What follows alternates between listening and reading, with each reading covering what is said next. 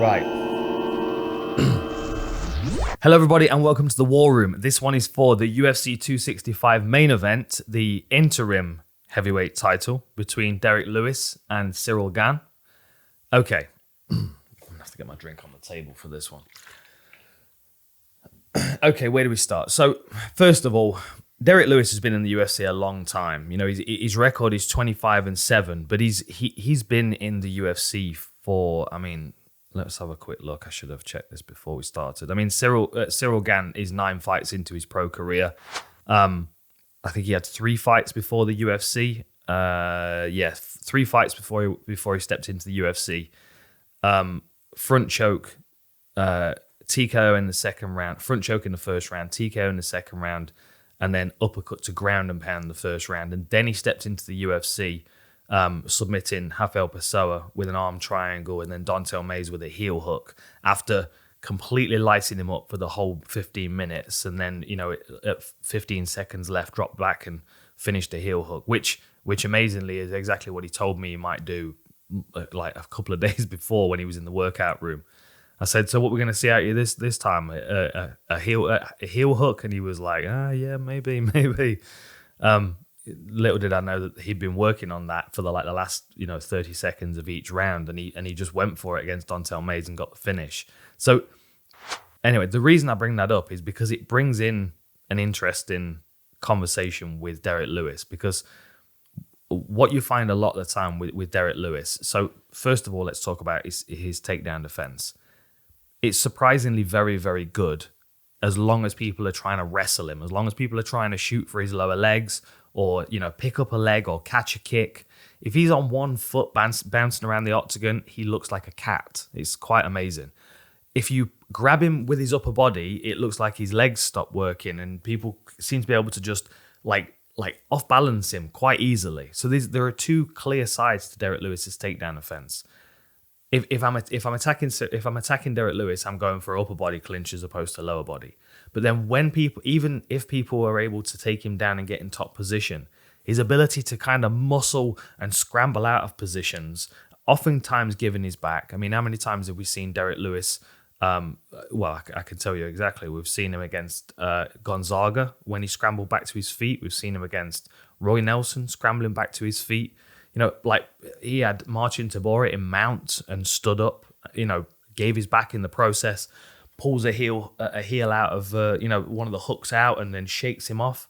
And then straight away lands a shot and knocks Marcin Tybura down and then takes top position. It's like, even when he's taking, the point I'm making is even if he is taken down and he finds himself in bottom position, at the point when he gets impatient laying there, being trapped, most of the time, even with a black belt on top of him, he just gets up. Usually that finds him either back on his feet, where people then have to deal with his power, or he finds himself in top position. And quite a consistent thing in Derrick Lewis's career is that people attack his ankles from the bottom position. Like really early on in his UFC career. Let's have a quick look at this. Hang on a minute. So he was 1-1 as an amateur. This is Derrick Lewis, by the way. And then 1-1, 2-1, 3-1, 4-1. Then he signed with Bellator and went 4-2, 5-2, 6-2, 7-2, 8-2, 9-2 with a win over Rochelle. It was impressive. 10. So he signed with the UFC at 9-2 and fought Jack May. Guto Innocente went for one of his ankles. Ruan Potts was chasing his ankles. Damian Grabowski was chasing his ankles. Quite consistently, you've found Derrick Lewis taken down or stuffs a takedown, finds himself in a top position where he starts to ground and pound, and then people attack his ankles. I think part of the reason for that is because you don't want to deal with his upper body. His upper body is immensely powerful. You can see by how he generates force into his punches. So you imagine trying to control somebody like that with, an arm triangle or something like that. It's going to be very difficult. You're going to have to do what DC did and really wear him out first. Make him carry your weight, make him suffer. And this is what Ciryl Gane's very good at. I know I've kind of jumped around a little bit here. But let's go back to the stand-up part of it. So ideally for Derrick Lewis, he wants to be marching forward at a real steady pace with his hands kind of around his chest And then at some point when he feels like he's got you backed up against the fence, he's going to rush at you. And it's either going to be a high kick or a jumping knee, but his main goal is to land his right hand. And he'll try and land it over and over again. Doesn't mean he won't switch to uppercuts and hooks off the lead hand, but he stands square, kind of like Poirier does, broadside, real square to his opponent, and he just fires that right hand as many times as he can until they're unconscious. And he's got a good 25 or 30 second sprint, but then if he's not successful, he kind of pulls back and goes back to his steady pace. If that's not successful, if the person that he's fighting has a bit more firepower or a bit more speed and they start to pick at him, sometimes you'll find him circle back to the back foot, and then he'll start walking along the side of the octagon. And you'll see both versions of this in the Travis Browne fight. First of all, he comes out and Travis Browne's like moving laterally, and Derrick Lewis is just trying to walk him down and put him in a spot up against the fence. But then once you see Travis Browne hurt Derrick Lewis to the midsection with the knee and with the front kick, that's when he backs up against the fence, and that's when he starts to look a bit more vulnerable. But that's also when people start to underestimate him. You remember the Volkov fight, it was the last 10 seconds of the fight, it uncorked a massive right hand. Same thing with the Travis Browne fight. 2 times in that fight, he was backed up against the fence, looking like he was hurt. Travis Browne commits to doing something, and he takes a massive right hand over the top. And neither of them landed really cleanly. I mean, one landed kind of on the side of the head. The other one landed on the forehead and like really took his legs away. But that's quite consistent as well. Is people close him down against the fence, they feel like he's hurt, and they go into strike, and he uncorks a massive counterpunch and changes the momentum of the fight entirely. This is where it's challenging for Ciryl, because Cyryl's a marathon fighter. He's this is a 25-minute fight. This is how I'm going to beat him for 25 minutes. And if there's an opportunity to finish the fight in less, of course he will take it. But he's not going to take risks unnecessarily. He had 5 fights in the UFC now, 6 fights in the UFC. He's not. I can't think of a time where he's really taken a clean punch, because he's too fast for most people. He doesn't move like a heavyweight. He doesn't bounce like a heavyweight. He doesn't cover distance like a heavyweight. Admittedly, he doesn't really hit like a heavyweight, but obviously he's going to hit harder than most people.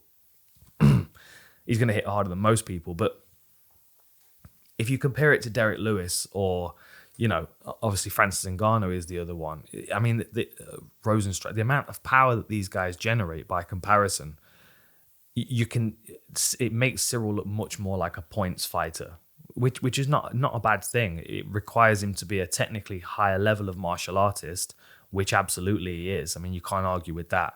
He's a better martial artist than Derrick Lewis. If you were going to a seminar, you might want to meet Derrick Lewis and thank him for his Instagram, but you want to learn off Ciryl. That's the point of difference.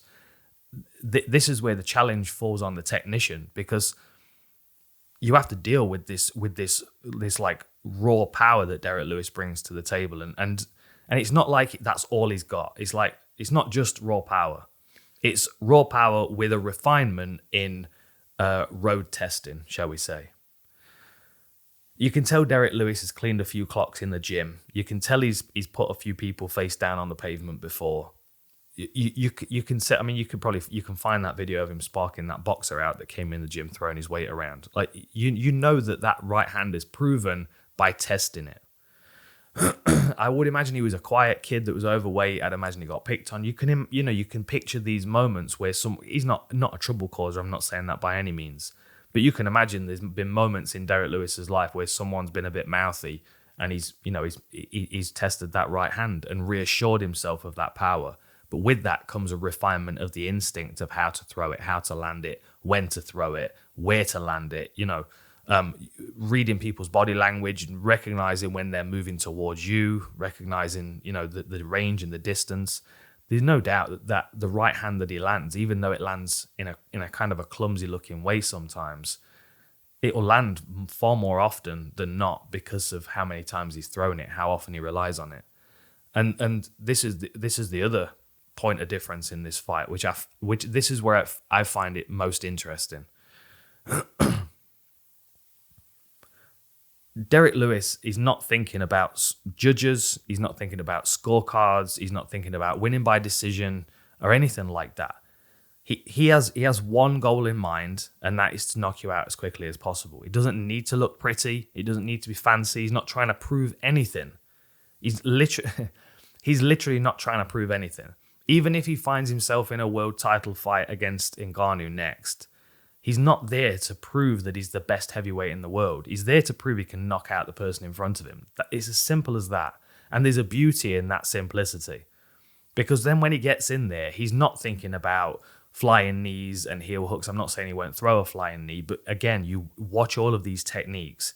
It's a gap bridger to land so he can hit you with that right hand as powerfully as possible. You look at all those kicks that he threw against Latifi. Not one of them was set up to actually land. They're all set up to move you towards the power punch. So there's an efficiency there's a beauty in the efficiency in the way that Derrick Lewis approaches fights. But there's also a recklessness to it. There's a reason why techniques are refined is to make them more efficient. But Lewis has never needed to because they've been efficient enough. Because Ciryl Gane doesn't have that one punch, like devastating nuclear power that Lewis has got, he's had to refine his skills to make them more effective over the long term. But that also has changed the way that he approaches fights and the way he thinks about fights. His focus will be win on point, stay out of the way, make good decisions, not overextend myself. If I can clinch, I can clinch. I might be able to take him down. If I can take him down, I can ground and pound him or wear on him. But the thought process of someone sitting cage side and marking that on a scorecard will always be present, both in Cyryl's mind and in his corner team's mind, because they know what dog they're bringing to the race. On the flip side of the cage, you've got Derrick Lewis's corner team, who have taken Derrick Lewis and he is this incredible punching power, right? That's what Derrick Lewis represents with no training at all. Like already, you don't need to give him any training. By instinct and by aggression and intention, Derrick Lewis would punch hard with no training at all. So what they've done is they've seen this commodity that he has and they've bolstered it with understanding of overhooks and underhooks, understanding of how to sprawl and how to defend takedowns, recognition of the majority of the submissions that he's come up against so far. And they've improved his conditioning. There's no doubt that he's a more efficient fighter now. He might not look as in good shape as he did when he made his UFC debut, but he's definitely a more efficient fighter now in the way that he approaches the fight. So the refinement that you've got on one side of the table is basically they've got this aggressive, powerful individual that they've kind of. This is the way I tried to explain this to someone the other day. Like, if Derrick Lewis is a square peg and MMA, the representation of MMA is a round hole, like Derrick Lewis has forced his way in through this round hole, but his coaches have kind of shaved the edges down a little bit. They've made it a little bit more suitable for the sport in which he's trying to fit. They've bolstered his game around what he already has, which is a devastating punching power. They're such different fighters. This is what makes this so interesting for me. I expect Derrick Lewis to be hanging back and trying to wait for Ciryl so he can catch him on a counter, because trying to pressure Ciryl is going to be a massive waste of energy for Derrick Lewis. He's going to be chasing him, he's going to be swinging, he's going to be missing. Cyryl's got great footwork, even in the smaller cage, the smaller octagon. He's even got good footwork. So you can imagine Derrick Lewis chasing him around and getting frustrated and just getting picked off and tagged. It would make more sense from Derrick Lewis's perspective, probably to hang back and wait for Ciryl to come to him and then catch him with counters. I wouldn't be surprised if we see Ciryl clinch, body lock, and try and take him down. And I also wouldn't be surprised if we see him using that as a cycle to wear Derrick Lewis out, much like DC did. Drag him down against the fence, utilizing body locks instead of lower body attacks, and then wearing on him and forcing Derrick Lewis to carry his weight. Although Derrick Lewis obviously is right at the top end of the scales. I mean, his last weigh-in was 263 compared to Ciryl Gane. Ciryl Gane's still 245 pounds. He's still a big individual that's going to be weighing heavily on Derrick Lewis, and that's That's a big weight vest to be carrying. Let's have a quick look at the stats. Ciryl Gane with the slight height and reach advantage, 1 inch in height, 2 inches in reach. Both fighters are orthodox listed on here, but Ciryl Gane fights out of both stances. Something else that Ciryl does really, really nicely as well is invests in body kicks from southpaw. He's got a real powerful left kick that he can put right on the midsection.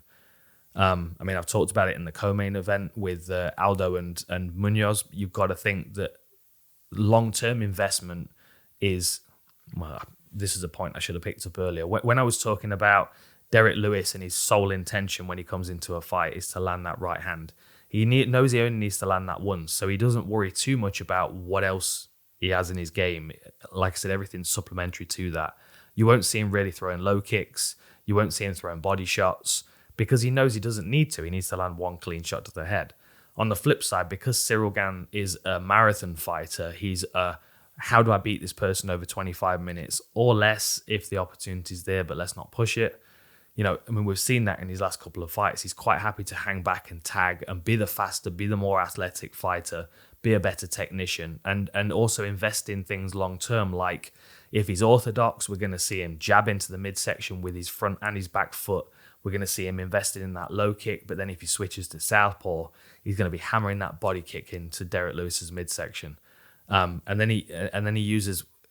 I talked about it in the Poirier breakdown where he uses a catch-all shift, like he throws his, well, obviously it's southpaw for Poirier.